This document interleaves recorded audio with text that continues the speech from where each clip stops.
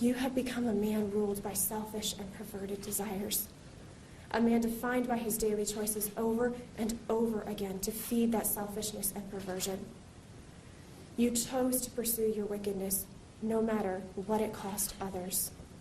And the opposite of what you have done is for me to choose to love sacrificially, no matter what it costs me.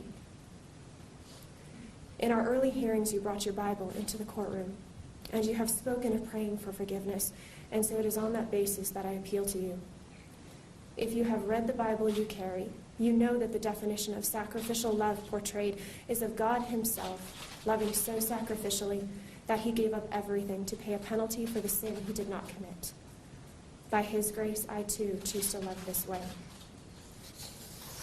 You spoke of praying for forgiveness, but later, if you have read the Bible you carry, you know forgiveness does not come from doing good things, as if good deeds can erase what you have done. It comes from repentance, which requires facing and acknowledging the truth about what you have done in all of its utter depravity and horror, without mitigation, without excuse, without acting as if good deeds can erase what you have seen in this courtroom today. The Bible you carry says it is better for a millstone to be thrown around your neck and you thrown into a lake than for you to make even one child stumble.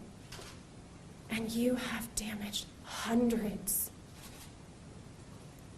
The Bible you speak carries a final judgment where all of God's wrath and its eternal terror is poured out on men like you.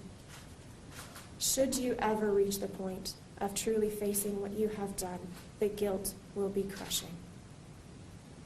And that is what makes the gospel of Christ so sweet, because it extends grace and hope and mercy where none should be found. And it will be there for you.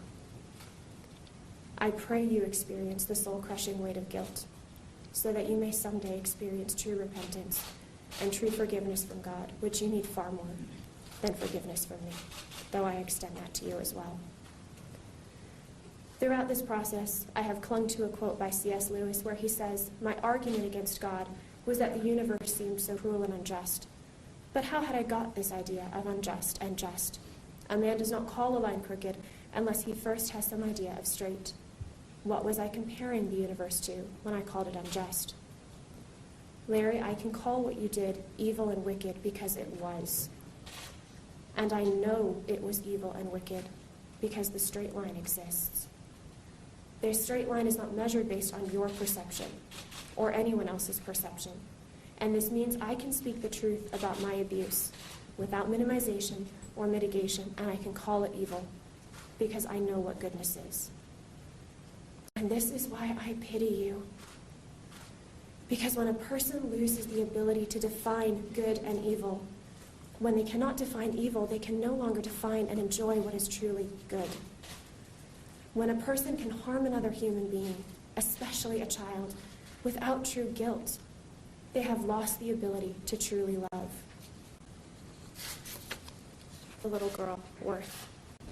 How much priority should be placed on communicating that the fullest weight of the law will be used to protect another innocent child from the soul-shattering devastation that sexual assault brings?